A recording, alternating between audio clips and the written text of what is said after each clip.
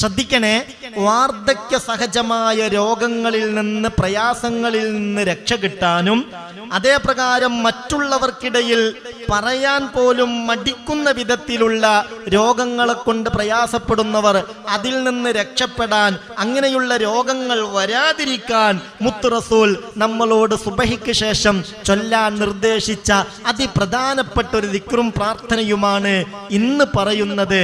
അതെല്ലാവരും ശ്രദ്ധിക്കണം, അത് ജീവിതത്തിന്റെ ഒരു ഭാഗമാക്കി മാറ്റണം.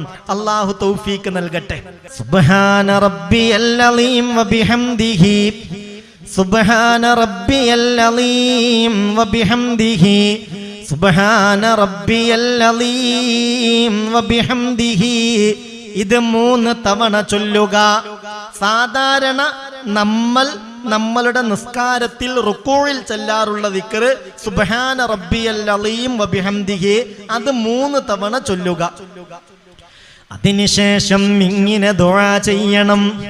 അല്ലാഹുമ്മ ഇന്നി അസ്അലുക മിമ്മാ ഇൻദക വഫിൽ അലയ്യ മിൻ ഫളലിക വൻശുർ അലയ്യ മിൻ റഹ്മതിക വഅൻസിൽ അലയ്യ മിൻ ബറകാതിക.